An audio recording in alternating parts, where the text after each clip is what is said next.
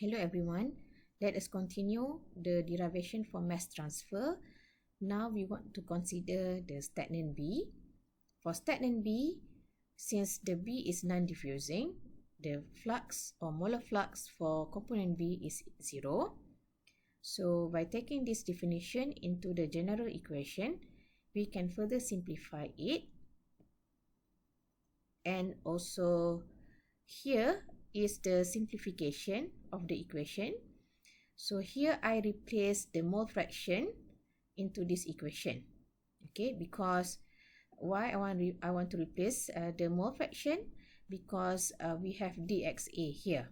Okay, so if we want to integrate, of course we have to have in the same term. So how can I replace this with xa? Because if you still remember the fundamental, the relationship between concentration of A over total concentration will give us the mole fraction. If you look this equation, you have the mole flux on the left side and also on the right side. So you can put it together by factorize NA, which is equals to, in this part here is 1 minus XA, like this. Okay. The next part is, of course, you see the relationship of mole fraction and also partial pressure. Okay, so you can change this term of mole fraction into partial pressure. So here, XA or mole fraction is equals to partial pressure of A to the total pressure. Okay, so here we can see that since the total pressure is constant, but the XA and PA is not constant, you can differentiate it like this. Okay, so it's going to give you dXA equals to dPA over P. Okay, so now let's change the term in this equation with XA to PA, and dXA equals to dPA over P. Okay, so we are going to get this. Okay, so XA is PA over P, and dXA here is dPA over P. So we maintain the Z, but now see here, we change to PRT because of this relationship that we have from the ideal gas law. The next is to cancel out P, okay, and to put the integration limit. Before we put the integration limit, of course, you need to rearrange the equation. So the terms PA you should put on the left side, okay, and the term dz you should put it on the right side. So the integration limit is between Z1 and Z2 and PA1 and PA2. So here, the left term is straightforward, but the right term is quite complicated, but we know we are going to get ln over here. So what I want to do is I want to replace the term 1 minus PA over P with F. When I differentiate dF, I get dPA over P because 1 is constant.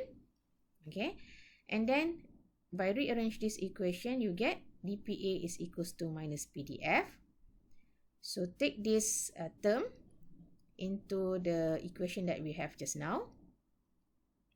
Then we are going to get the left term maintain.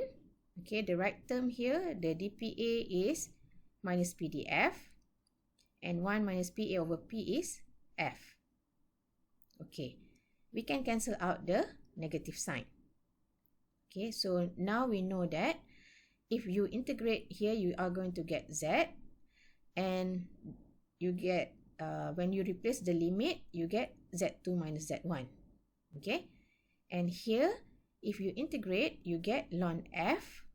So it's going to be ln F2 over F1. Okay, so this is just the mathematics. I hope you still remember from the heat transfer derivation or from your simple derivation during calculus. Okay, so this is the equation that I have mentioned just now. Okay, so of course I don't show the detailed step between these two. Okay, so in order to score full marks, you should of course show it. So it is quite straightforward actually. Then from this part, what we can do next is, of course, you can change back F2 and F1 with the value of this one. Okay, so of course if you have F, you have 1 minus PA over P, but for F2, PA is going to be PA2. Okay, F1, PA is going to be PA1. Okay, so the left side is still maintained. Okay, and for the next step, you take the Z2 minus Z1 and you put to the right side. And by mathematics, I hope you know, you take P to go up. Okay, so P minus PA2. And same for this one, P minus PA1. Okay, so then you can cancel out P on the bottom. Okay, you can try on your own. So P here is over RT DAB Z2 minus Z1. Okay, so this is the equation which is almost complete but can be further rephrased or expressed in different terms. What I want to show you is that we can express PA1 and PA2 in terms of PB1 and PB2, because for binary mixture, the total pressure is actually the total pressure of A and B at particular position. Okay, so PA1 plus PB1 is going to give P, PA2 plus PB2 is also going to give P. So by taking this definition into consideration, you can replace the term here, the ln term here, with ln PB2 over PB1. Okay, so next, so this is the equation that we have just now. We want to make it into the terms of PB mean. So if you still remember the delta T mean, it is delta T1 minus delta T2 over ln delta T1 over delta T2. So similarly, if you want to do PB mean, you have to have PB2 minus PB1 over ln PB2 over PB1. Okay, so in this case, before that, you have only just this equation, but you multiply with this term. So of course, if you multiply with this term, actually, because PB2 minus PB1 over PB2 minus PB1 here is actually equals to 1, right? It does not matter. You can just multiply it straight away. The definition of PBM here is actually this part. That's why we are left with PB2 minus PB1, the upper part, and the rest of the part is 1 over PBM. This is actually the definition of PBM, the one that I have mentioned just now. PBM is equals to PB2 minus PB1 over ln PB2 over PB1. Okay, by mass balance, you know that the difference between PB2 minus PB1 is actually equals to the difference between PA1 and PA2. Either you can use this equation or this equation to get PBM. Okay, so by definition, this is pressure of component B mean. After you get this equation, you can also change the part here, the difference between PB2 and PB1 with the difference in PA1 and PA2. Okay, so it's going to give you the same answer. Why I highlight this in yellow? Because this is the important equation that you need to use when you see the problem related to stagnant B. And of course, this equation is actually valid at any, because here we assume it is under steady state. So it will not change at as a function of time. This equation is very important. Please write down in your A4 or your notes. this is not the end of the derivation. We still have other derivations, so please bear with me. So this is just the definition of partial pressure at point 1 and at K. So this is the next derivation that I am going to explain to you. So just now you have derivation that can be carried out, or calculation that can be used when the condition is steady state.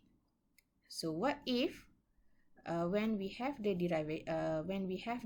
diffusion, the level will drops, okay, from the initial Z to the final Z, when the times start at 0 to the final time. So how can we imagine or sketch the problem? So we can see it here, okay, we can see it here. So let's say we have liquid benzene in a container, okay, as we have air like this, okay, we have air at the surrounding, and we have PA1 and PA2. So here is the Z2 and Z1.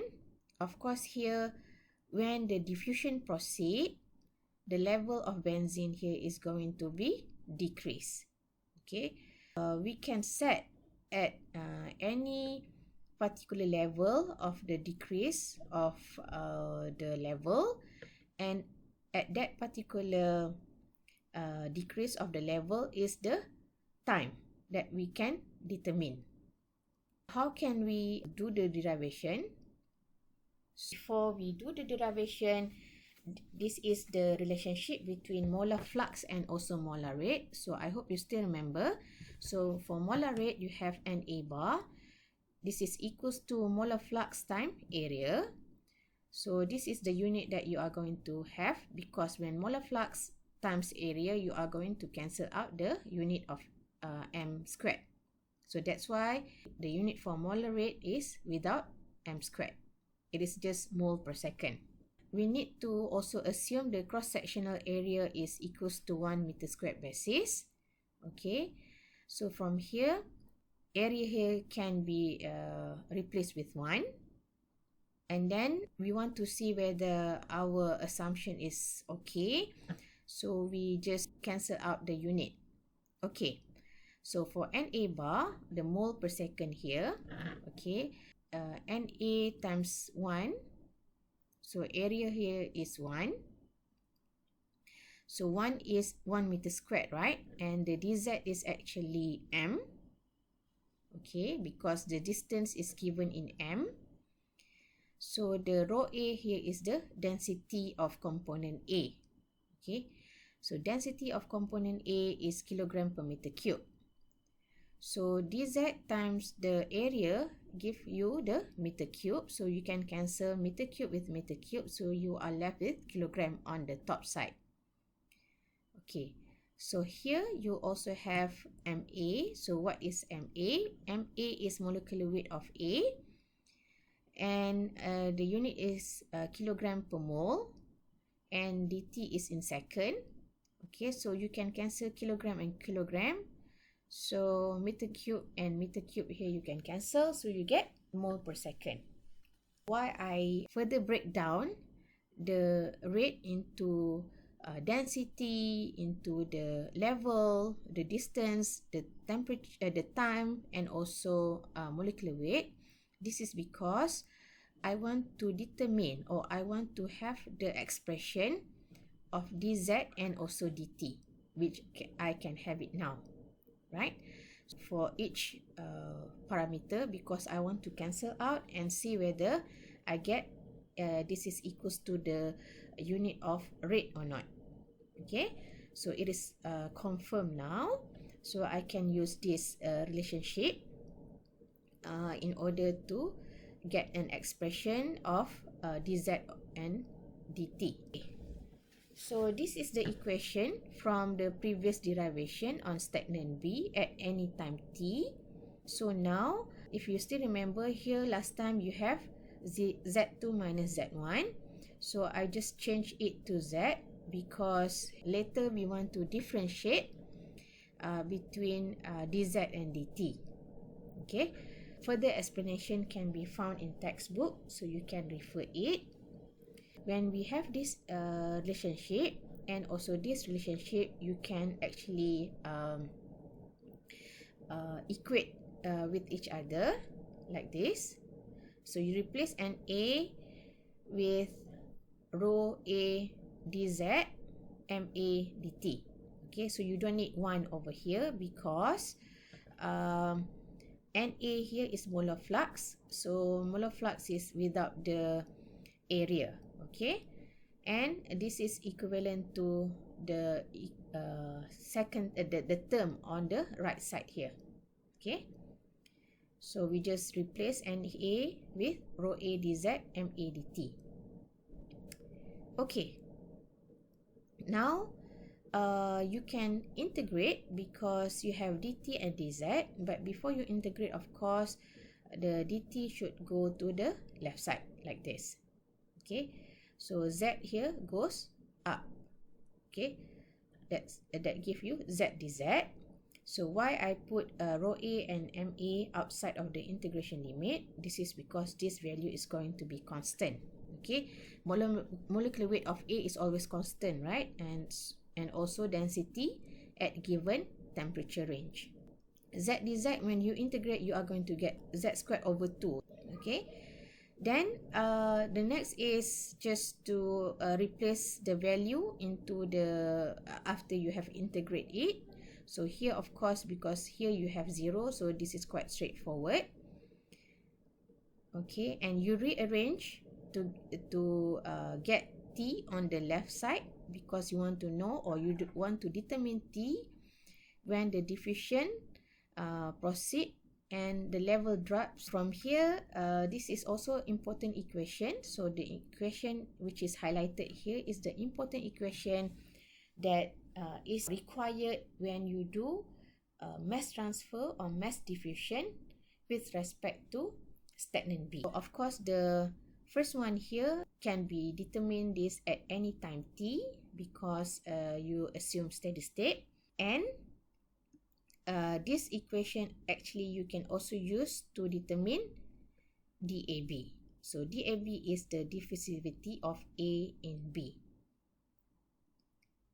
I would like to show also the derivation for the third case, which is when the area is not constant.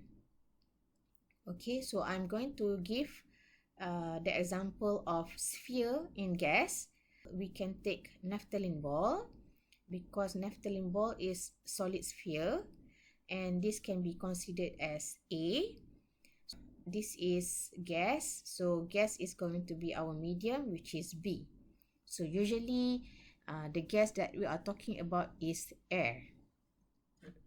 Let's have a look into the illustration that can represent our problem here. So for the naphthalene ball, which is we can get that in the spherical shape. So this is the example of the illustration where the naphthalene ball is having the radius of R1. So at that particular boundary condition of R1, we have partial pressure A at 0.1.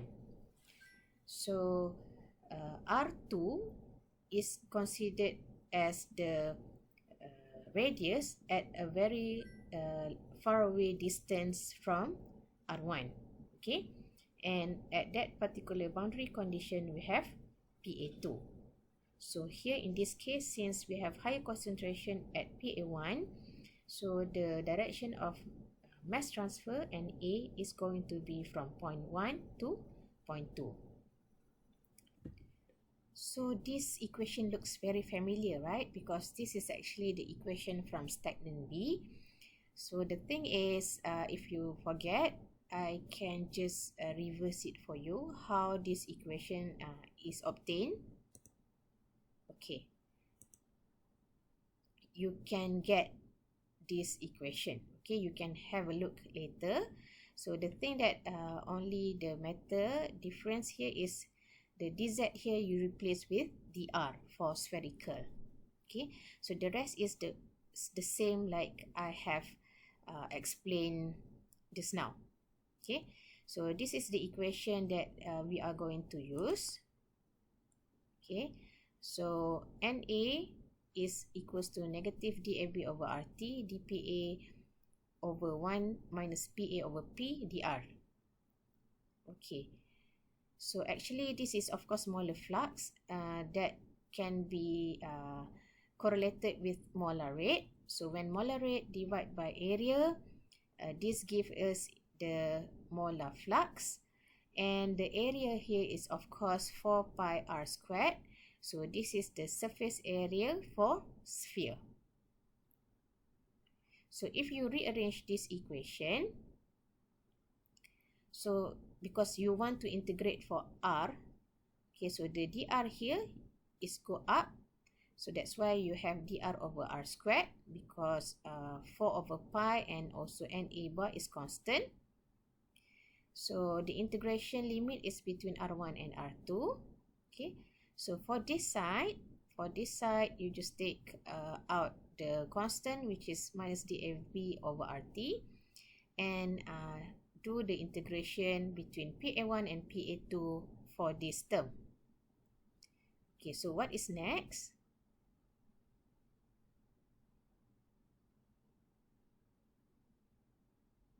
Okay, next is because when you integrate 1 over r squared, you are going to get minus 1 over r. Okay, so minus 1 over r here. So since the limit is between r1 over r2 and it is minus 1 over r, so you can just take 1 over r1 minus 1 over r2. And this part here, you can see that when you have the PA is at the bottom, you are going to get ln. Okay, and this term, how to get this, I have already explained to you by replacing the term 1 minus PA over P as F, like this, right? Then differentiate dF and get the relationship dPA. What is dPA as a function of dF? Okay, so of course I don't show it here. You need to show it based on my previous explanation. Okay, so you can consider, what if the R2 is much larger than R1? Okay, so here, how can we know that? This is because at a very large distance away from the naphthalene ball, so R2 can be considered very, very big compared to R1. So if R2 is so big, okay, the value of 1 over R2 is going to give us 0. Okay, so if 1 over R2 is going to give us 0, that means we are left with Na over 4 pi multiplied with 1 over R1. So next is, we try to complete or finish the integration.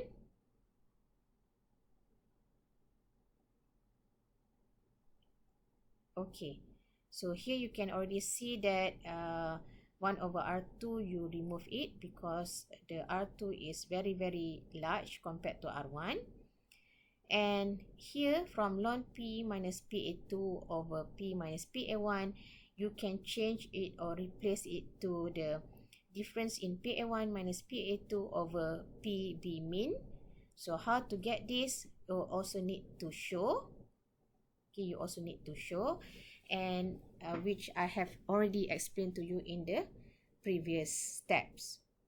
Okay, so note that if we compare this equation with the first equation, you see that if you multiply this part with r, you can get it similar to the first equation.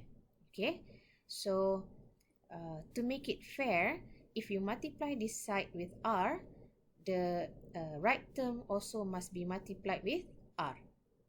Okay, so this can give us the value of molar rate divided by area, which is giving us the molar flux.